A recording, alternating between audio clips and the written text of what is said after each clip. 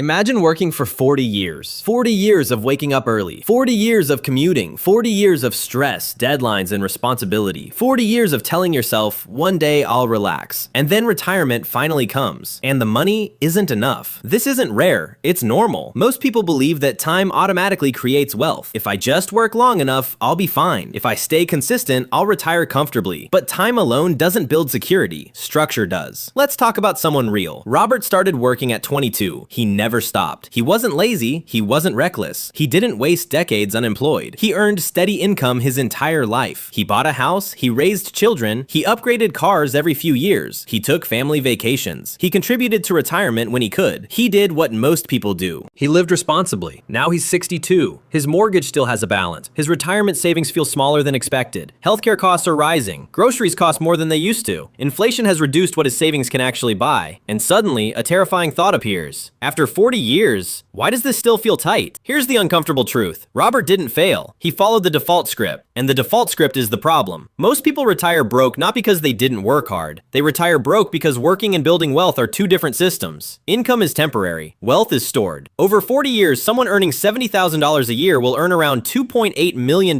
before taxes. That sounds like a fortune, but most people don't retire with even close to that amount. So where did it go? Housing, car payments, insurance, food, raising kids, interest on loans, lifestyle upgrades, taxes, inflation. Life consumes income, and most people build their lifestyle first and their assets second. That order quietly destroys retirement. Here's another pattern nobody talks about. Every time income increases, lifestyle increases. Promotion, bigger house. Raise, nicer car. Bonus, vacation. Very few people increase investing at the same speed they increase spending. So after 40 years, what do they really own? A house that may still have payments, cars that depreciated, a retirement account that feels smaller than expected, maybe some lingering debt, and very little margin. The biggest myth about retirement is this: if I work long enough, I'll be okay. No, work alone doesn't compound. Investments compound. And if compounding doesn't start early and consistently, 40 years can pass faster than you think. The tragedy isn't laziness. It's misunderstanding. People think employment guarantees security. It doesn't. Only ownership does. Now let's go deeper. The real reason most people retire broke isn't one big mistake. It's decades of small, normal decisions. At 25, retirement feels far away. At 35, it still feels far. At 45, you assume there's time. At 55, you start doing the math. And that's when reality hits. Compounding needs time, but most people delay serious investing. In their 20s, income is low. In their 30s, expenses explode. In their 40s, responsibilities peak. There's always a reason to wait. I'll invest more next year. I'll increase contributions after this promotion. I'll focus on retirement once the kids are older. Years pass quietly, and compounding never gets the full runway it needed. Here's what makes it worse. Inflation doesn't just raise prices. It shrinks your future. If inflation averages even 3% per year, the cost of living can double over time. That means the retirement number you thought was enough isn't enough anymore. Someone who believed they needed $1 million to retire comfortably may discover they actually need far more to maintain the same lifestyle decades later. And most people don't adjust fast enough. Now add another layer. Debt doesn't disappear automatically at retirement. Mortgages stretch 30 years. Car payments roll over every few years. Credit cards linger. Many people enter their 60s still carrying monthly obligations. And retirement income is usually lower than working income. So the math tightens. Income drops, expenses remain, healthcare costs rise, the margin disappears. Here's the silent killer most don't see coming: lifestyle anchoring. If you live your entire adult life at the edge of your income, retirement doesn't magically reduce your expectations. You're used to a certain house, a certain car, a certain standard of living. Cutting back at 65 feels painful. So instead of downsizing early and investing aggressively, most people maintain comfort and sacrifice future security. It doesn't feel dangerous at 30. It feels normal. But normal habits repeated for 40 years create predictable outcomes. And the outcome for many is simple. They worked for 4 decades, but never built enough ownership. They earned money, but they didn't make money work. And that difference only becomes visible when the paycheck stops. Now let's talk about something even more uncomfortable. Most people don't retire broke because they didn't make enough. They retire broke because they never built assets that worked without them. There's a huge difference between earning and owning. Earning requires your time. Owning pays you for time you're not working. If your entire financial life depends on your ability to show up every day, clock in, and perform, retirement becomes fragile. Because the moment you stop working, income slows or stops. Think about it. For 40 years, most people focus on getting raises, improving job security, climbing positions. Very few focus equally on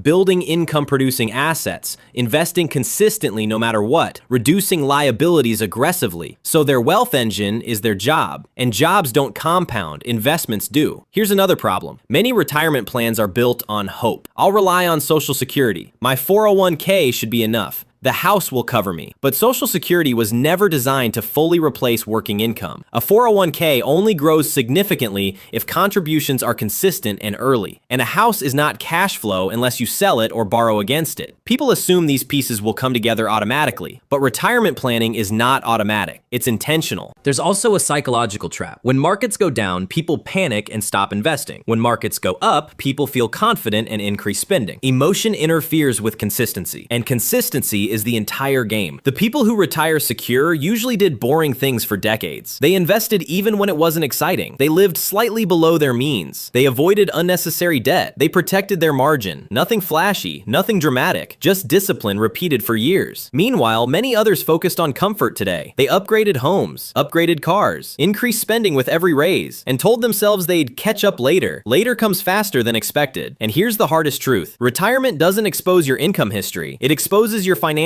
structure. Two people can earn similar salaries for 40 years. One retires secure, the other retires stressed. The difference isn't luck. It's what they did with the gap between earning and spending. Here's where it all becomes clear. Retirement doesn't fail in the last 5 years. It fails in the first 10. What you do in your 20s and 30s determines how hard your 60s will feel. But almost nobody thinks that way early on. When you're young, retirement feels abstract. Bills feel real. Rent feels real. Car payments feel real. Lifestyle feels real. Retirement feels distant. So saving gets postponed, investing gets minimized, and spending feels justified. But compounding doesn't care about your feelings. It only cares about time. If you invest $500 a month starting at 25, the long-term outcome looks dramatically different than starting at 40. Not because you worked harder, but because time worked for you. Now think about this. Most people increase their lifestyle faster than they increase their investments. They build a life that requires high income to maintain. Big house, multiple cars, private school, vacations financed. By the time they're 50, their cost of living is locked in, and reducing it feels painful. So they keep working longer than they planned. They depend on market performance. They depend on steady health. They depend on everything going right. That's not retirement security. That's retirement hope. The people who retire comfortably usually did something different. They separated lifestyle from income growth. When income went up, they didn't upgrade everything. They invested more. They paid off debt faster. They built margin. They treated raises as opportunity, not permission. And here's something rarely discussed. Retirement isn't about age, it's about optionality. If you must work to survive, that's not freedom. If you can choose whether to work, that's security. After 40 years, the goal shouldn't be survival. It should be choice. But choice only exists when assets produce income, when investments replace paychecks, when obligations are low. Most people retire broke because they spent decades perfecting how to earn and very little time perfecting how to own. And when the paycheck stops, ownership is the only thing that speaks. Now let's bring this home. The biggest lie about retirement is this: it will somehow work out. It doesn't work out. It works because you designed it to. Most people spend 40 years building a career. Very few spend 40 years building a system. A system that automatically invests. A system that limits lifestyle creep. A system that eliminates debt before retirement. A system that turns income into ownership. Without a system, income disappears. With a system, income multiplies. Here's the shift most people never make. They think retirement is an age. It's not. It's a financial position. You don't retire because you turn 65. You retire because your assets can replace your expenses. If your monthly expenses are $5,000 and your investments generate $5,000, you have freedom. If your expenses are $8,000 and your investments generate $2,000, you have stress. The gap is everything. And that gap is built slowly over decades, not in the final years. The people who retire secure usually made 3 critical decisions early. They invested consistently, not occasionally. They avoided lifestyle inflation as income grew. They treated debt as a threat, not a tool for comfort. Nothing glamorous, no secret formula, just discipline repeated long enough to let compounding work. The tragedy isn't that people don't earn enough. It's that they underestimate how much ownership they need. 40 years feels long when you're starting. It feels short when you're finishing. And retirement doesn't care how hard you work. It only reflects what you built. If this changed how you think about retirement, subscribe to Kane Invests for real financial strategies focused on building ownership, not just income. Build smart, live free.